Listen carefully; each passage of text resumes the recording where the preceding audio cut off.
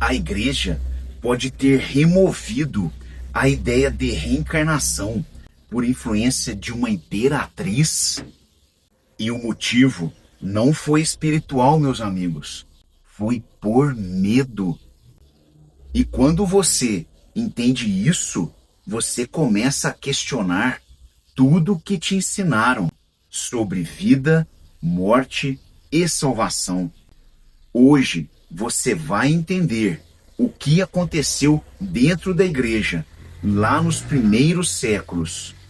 Quem foi essa mulher e por que esconder a reencarnação muda completamente o controle de instituições religiosas sobre as pessoas.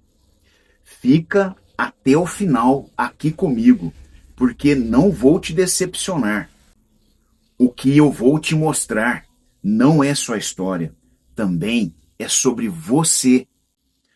Nos primeiros séculos do cristianismo, não existia uma doutrina totalmente fechada.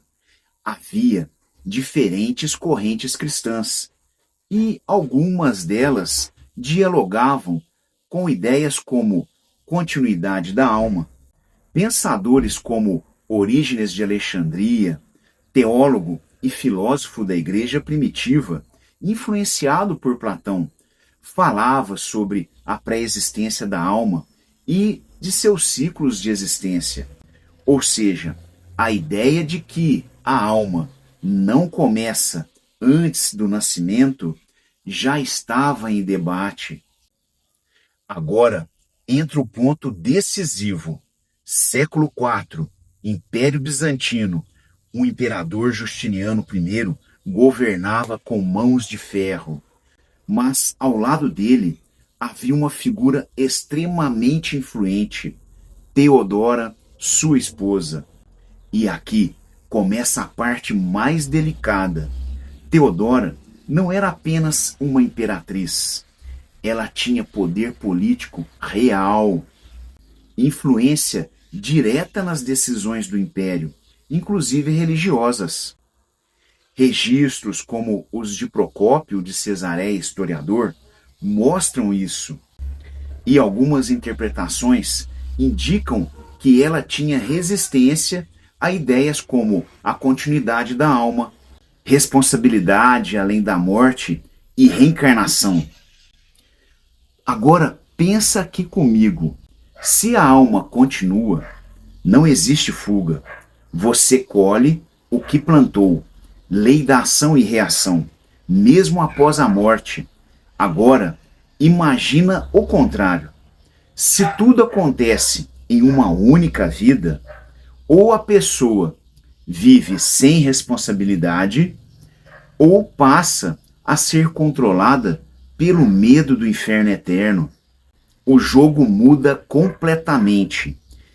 Em 553 d.C., acontece o Segundo Concílio de Constantinopla e ensinamentos ligados a Orígenes são condenados, especialmente a ideia de pré-existência da alma.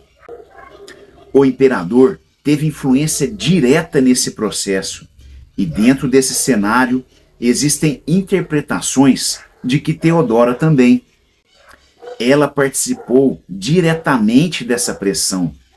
Agora entra uma camada ainda mais profunda na obra O Consolador, atribuída ao Espírito Emmanuel por meio de Chico Xavier.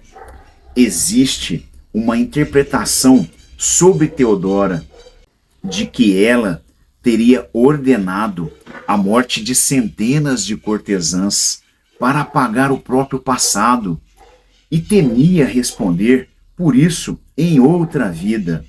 Se isso for verdade, a reencarnação deixa de ser uma crença e vira uma ameaça, porque implica consequência, continuidade e responsabilidade. Essa narrativa não aparece nos registros históricos oficiais, mas levanta uma questão incômoda. E se decisões religiosas também foram influenciadas por medo, poder interesses humanos? Porque ao retirar a ideia de continuidade da alma, você muda completamente a responsabilidade do indivíduo, a relação com o medo e a dependência de instituições. Isso não é só teologia, é estrutura e hierarquia. Agora, olha para você. Se você tivesse certeza de que iria voltar ou tivesse uma outra existência futura, melhor ou pior, você viveria da mesma forma? Ou começaria a mudar a partir de hoje? A reencarnação, essa é chamada de lei do retorno, da ação e reação. Ela não desaparece, assim como a lei da gravidade. Ela existe, independentemente do que acreditamos. A ideia de reencarnação dentro da igreja foi silenciada. E o que é silenciado carrega muito poder. Se esse tipo de conteúdo fez sentido para você, segue o canal, deixa o like e ativa o sininho, porque aqui a gente não busca só informação e história, a gente busca transformação do ser humano.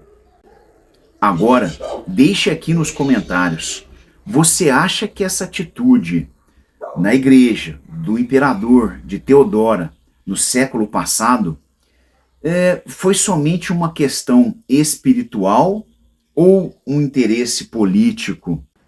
E assista também o link que deixei aqui fixado nos comentários. É referente ao vídeo onde mostro as evidências da reencarnação na Bíblia e em obras de Platão. E a gente se vê num próximo vídeo. Grande abraço!